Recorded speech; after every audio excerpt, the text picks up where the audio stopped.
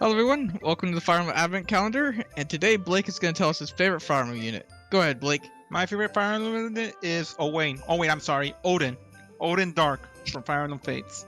Backstory shenanigans, he's actually Owain. He travels through the world of Fates because, you can't name continents because that costs a lot of money. Odin Dark is basically just a retainer for Leo. He works with Niles as a retainer for Leo.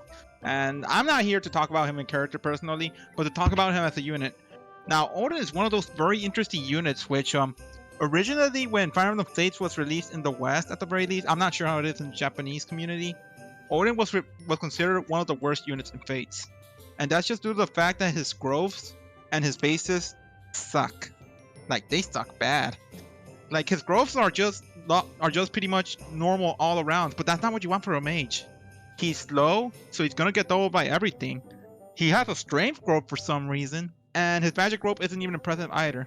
Like, the only good, decent growth that he has is his defense growth, which is pretty high for a mage. And his bases are just atrocious because he's early mage. And don't even make me start with Revelation Odins, where his bases are just so awful at the join time. But why do I like him so much? Well, that's the thing. He's a bad unit, but because Fire Emblem Fates is one of the most balanced games where you're able to actually make bad units into very good units with all the tools in the world, you can make some very interesting builds with Odin. For one, if you do actually manage to get Odin to promoting him to a Dark Knight is a pretty viable strategy because he can actually use his strength growth for something useful, to use swords. Although starting as E-rank swords is like a big no. Or you can just go into a sorcerer path, where his high skill growth will let him attack Vengeance. Sadly, he can't Nosferatu tank this game because his low magic. However, that's where you actually start looking at what his Heart Seal class is. As his Heart Seal is for his original class in Awakening, Myrmidon, also known as Samurai in Fates. And with the Myrmidon class, aka Samurai, he's able to gain Vantage at level 10. Now, why would Vantage be useful? Well, Vantage works with Nosferatu, and that's because Vantage is technically not of an offensive skill. It takes place before combat, so it calculates the player HP before combat. And the thing with Vantage Nosferatu, Odin can tank pretty well. Just make sure that he doesn't get doubled, otherwise he's gonna get massacred. But the reason you don't want Vantage mainly for Odin. You want Vantage because you can inherit it to her daughter Ophelia. Although there's also another skill down the line that you might want to inherit. And that is, when you promote a samurai, you have two options, Swordmaster and Master of Arms. Master of Arms is the better choice, and that's just due to the fact that at level 15, Master of Arms learn the skill Life and Death, which is plus 10 offense, but they also take plus 10 damage. Now that is an amazing skill to give Odin the damage that he desperately needed. But that's a very amazing skill to make Ophelia from a glass cannon into an even glassier cannon that can actually one-shot. But no, that's not where it even stops with how fun Odin is as a unit to build. What if I told you that you can make Odin absolutely broken if you reclass him into a Berserker? But how? Well, let's say that in Fates there's this weapon called the Great Club, which has like 55 crit at base, although it makes it up for having one of the worst hit rates in the game at 45, and a pretty low might because crit weapons are just like that in Fates. However, Odin has a pretty good skill and luck growth, so accuracy isn't going to be that much of a problem with him. However, he also starts with Heart Seal because that's his Dark Mage, level 1 Dark Mage skill. And Heartseeker it's pretty much plus 20 avoid when adjacent to an enemy, as it reduces the enemy's avoid by plus 20. I meant to say hit rate. But so yeah, that's plus 20 hit for Odin every time he uses attacks at melee range or at close range. But then you realize at the very least in Revelations, you realize he can marry Orochi. Now, why is this important?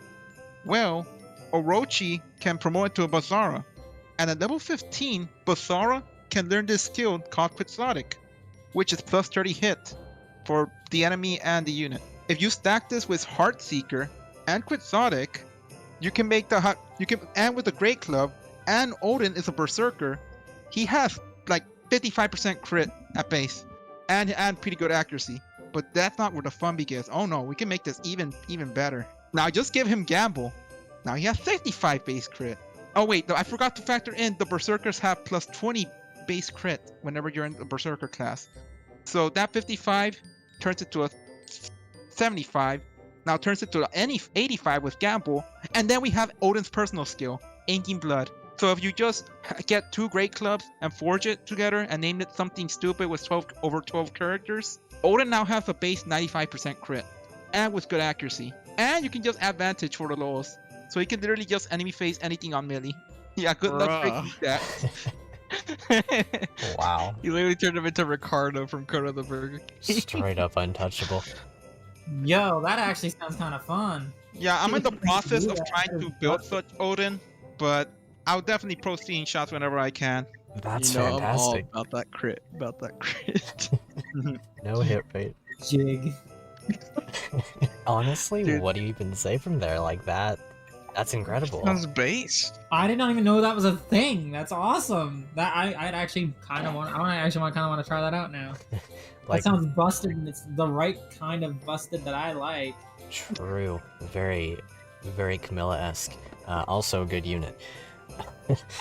So the thing about Odin that's cool, well, I mean all of that, but like the thing that I like about him is honestly just that he's goofy. Like he's a funny guy. I like him and Inigo and Severa a lot from Awakening.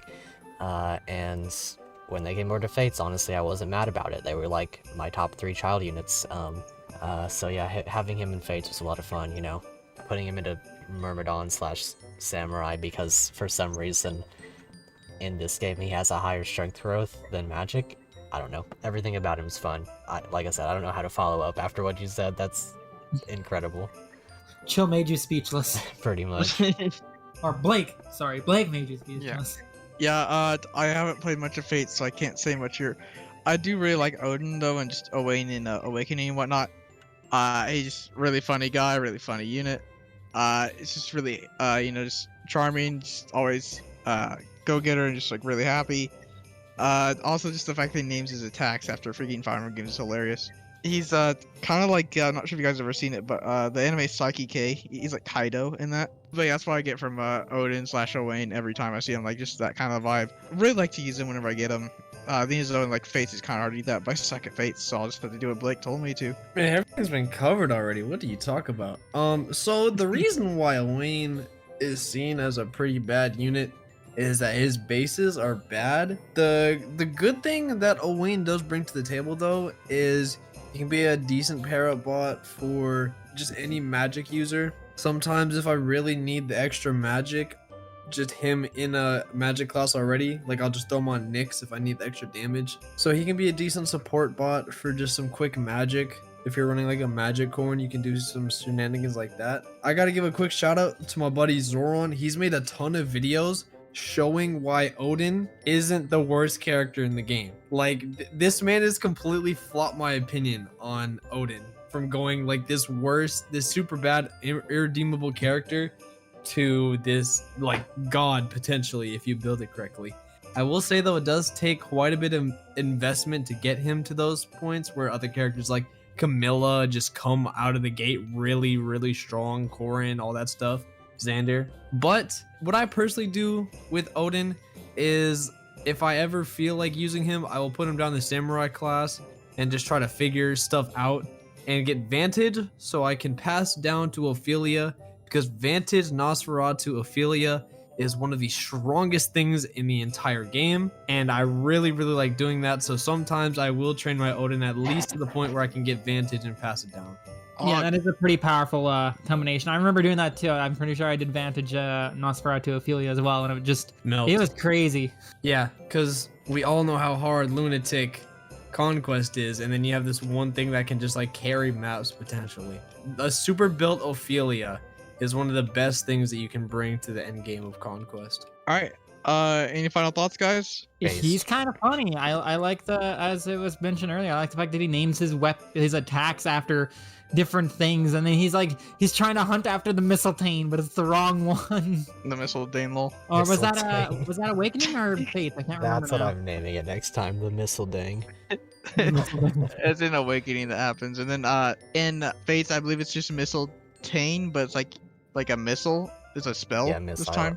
Yeah. It's It's still funny that It's- that's a thing though. yeah, It makes me smile when I see that. that's how it's spelled in both. In Awakening, it's just like a bad steel sword, I think, with 1 crit, And then in Fates, it's a bad Fimble Better Tome, but it gives extra crit because Lysithea, or wait, Lysithea, hold on, bad character. Ophelia gets it. Whoa. Alright, well, with that out of the way, we're gonna see you guys next time. Till then, bye! Later. Bye.